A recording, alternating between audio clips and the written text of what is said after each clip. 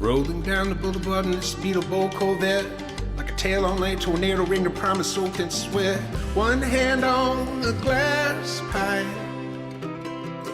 the other on the wheel.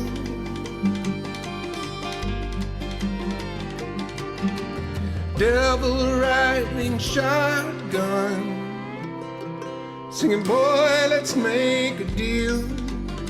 This is Groundless, a Justified podcast. This is a podcast where we watch every episode of Justified and then come on here and talk about it. I'm Chris. That man is Randy.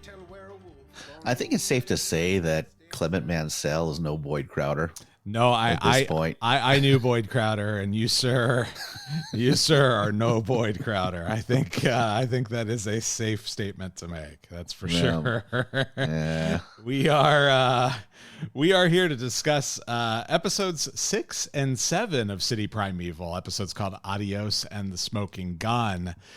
And we were right before we hit the record button. We were talking a little bit about this, and you had said that you think that the second of the two is better than the first. I agree with you. I think the Smoking Gun is, I think, one of the better episodes of the season so far. Some of the things they do in that episode are good. I think also that episode 6, Adios, is one of the worst episodes of the season, where basically nothing happens. It was kind of. Yeah. I mean, except for the end, at the end of that episode. Sure. Yeah. I mean, there's a big event right at the end where Sweetie gets killed and Lonnie gets killed, but and it's also kind of a bummer to see Sweetie get killed too, right? Because one of the more interesting characters on the show this season also, but he's been playing with fire for a few episodes, so it's not all that surprising. Actually, let's start with Sweetie, right? So I think he's starting to realize early on in the 6th episode that he's in over his head a bit with Clement when they have the guy on the parking garage. Oh, I know. Yeah. And Clement just throws him off the roof over $3,000. It's one of those how do you restrain the wind type of things. Like how are you supposed to tell the ocean to not have waves? That's like exactly. You can't control Mansell. It's just he is a force of nature. Yeah. I think the problem is, and that's one of the problems with this with Mansell in general, is that because of the way his character is supposed to be, it's a problem for him because he's not really that calculated, right? So I think that's the problem of being a guy. He should really be more like a soldier, I guess, instead of like somebody you see as a criminal, like a villain. Like he's not a mastermind. Exactly. He's just chaotic. He's just a loose cannon. It's we've compared him to the Joker, and we'll get to this in a minute here, but ultimately the Joker theme is over the top with this guy, with the stories about his mom basically coming down to do you want to hear about how I got my scars? It's like what it feels like when you're hearing those stories, but Sweetie has gotten himself in over his head.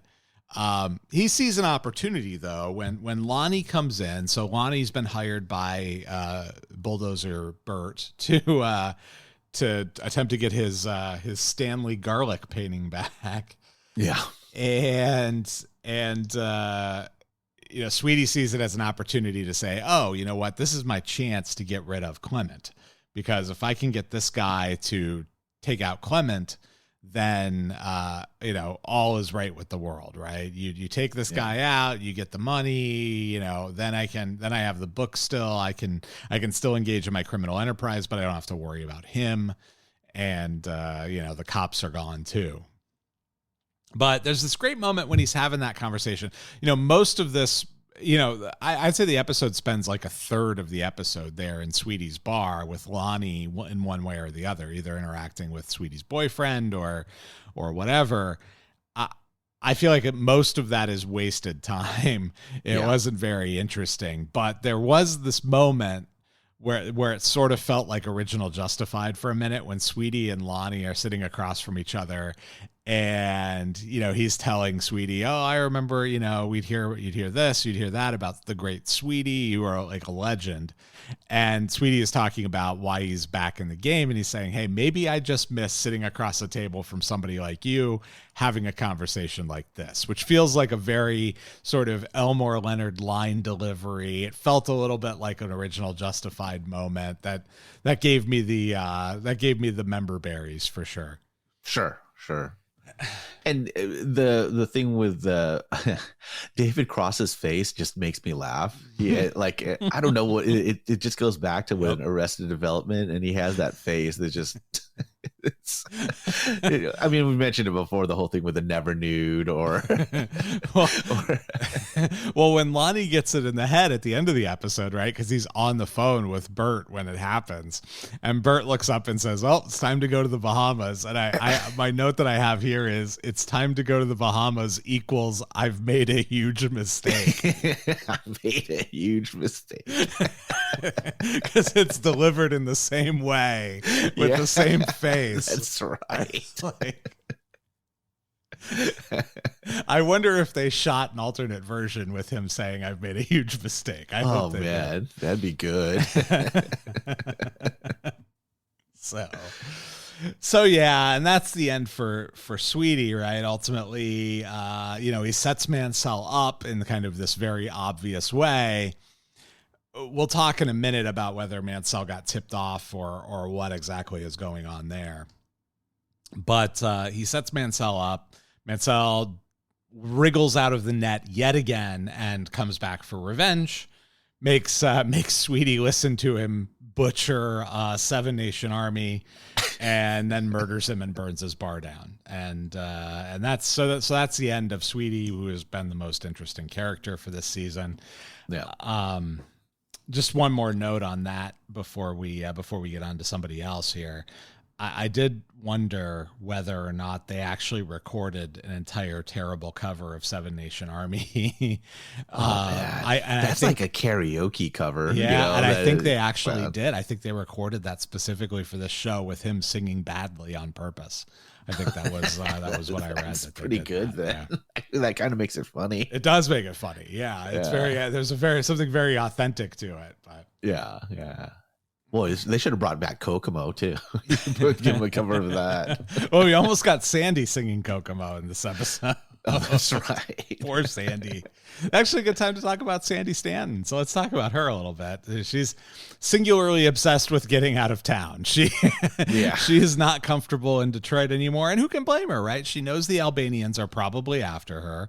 She knows that she's got, essentially a tornado on a leash with Mansell living in her apartment with her.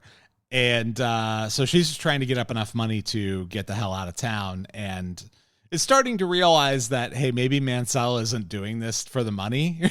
Maybe he's doing it because he's motivated by other things, like being crazy as hell. And so the money is sort of secondary for him, and starting to realize maybe she's never going to get out of town. I think that's the whole thing with just that type of female, where because she says later on to Raylan about when she was asked by Raylan about, oh, why are you with him? Yeah. And why do you stay with him? Why do you stay with him? Which is the young girl who's in it for the thrills, and now she's getting to that point where maybe she's older and she should be considering the long term the implications.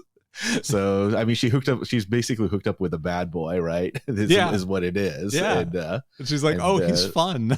He's fun, exactly. Is he? Was it fun to get it for your roommate to get her teeth torn out of her head? Yeah. So, and what is it? The people in that part of the internet that talk about women like that. They're like, oh, she's about to hit the wall and all this other stuff. Yeah. So there's that whole part of it with her character, and it's I think that some people do deserve redemption at a certain point, but I don't know. I mean, Sandy, I have some sympathy, but not complete sympathy for her. As far as, you know, she did set up a guy to get his leg broken. No, so she knew. like, she knows what she doesn't get to play the babe in the woods here. I don't think, right? She knew what she was getting into. She knows exactly how dangerous Mansell is, and you know what? To her credit, she does want out of that situation, but she's not committed to getting out of that situation. Yeah. And she's really just right now being accountable for her own decisions. So again, not really all that worthy of sympathy here, I don't think. And I don't think Raylan feels particularly bad for her. Yeah, I don't think so either. Yeah. I didn't get that. And so yeah, eventually, you know, Raylan tries to flip her. She rebuffs his efforts because essentially Mansell is invulnerable, right? She's like, hey, look, yeah, I can tell you whatever you want, but it's not going to matter because you aren't going to be able to get him. And if you can't get him and I testify against him, then he's going to kill me. So not worth it to me. Yeah. And eventually she starts to put two and two together. She tries to pull the shoot with Skender to try and get him back to be like, hey, let's get out of town together. And he's like, no, you're a dead woman. So, you're dead to me. Yep. You're dead to my family. you broke his heart. He's gone forever. And his leg. And his leg. Yes, that's right. That's just such a great delivery. You broke my heart and my leg. And then she goes on this little rant about, you know, after she helps Raylan meet with or set a meeting with Mansell, she tells Raylan, oh, she wants to change, she wants to be a nice person, she wants to go to school, maybe learn how to do hair.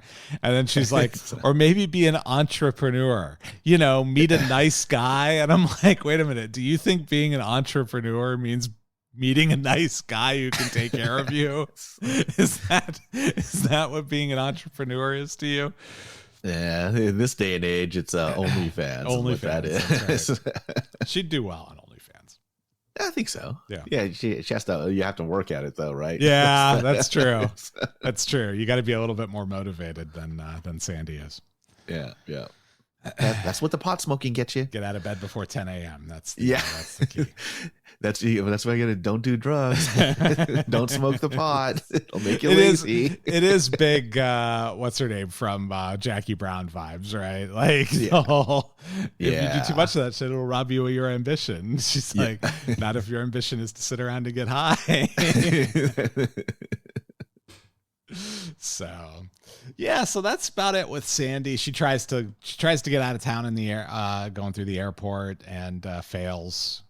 She also tries to sell the Stanley Garlic painting, and it turns out it's not worth much, and maybe has the best line of the two episodes that we watched here, when she's like, who gives a shit about Stanley Garlic?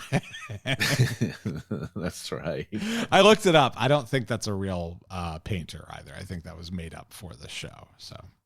Oh, okay. All right. It's probably like somebody's dentist or something. I can't, you know what? I was just trying to picture that you know, in my mind, that the painting itself, and I don't know, it looks like it'd be okay. You know, like I don't, you know. Yeah, it's fine. It speaks to Clement for some reason. Yeah, that's right. Art is very subjective, so let's not let's not try and figure that out. Yeah. So yeah, that's about it for Sandy. Again, criminally underused, I think, or close to criminally underused. She gets a little bit of action in the second episode, but I think we need more Sandy Stanton. I think it's entertaining having her on screen. So we talked about Skender. What we didn't talk about was Toma. Toma shows back up in the seventh episode here to in an effort to find Mansell, and we'll talk about that when we wrap up Raylan's arc here. So let's see here. Let's talk a little bit about Carolyn then. So Carolyn is shows up at Raylan's hotel room in the middle of the night. For I guess conceivably for a booty call / deep conversation about trust. I don't know. That was weird, right? She's trying to decide if she can trust him to give him more information on, hopefully helping to bust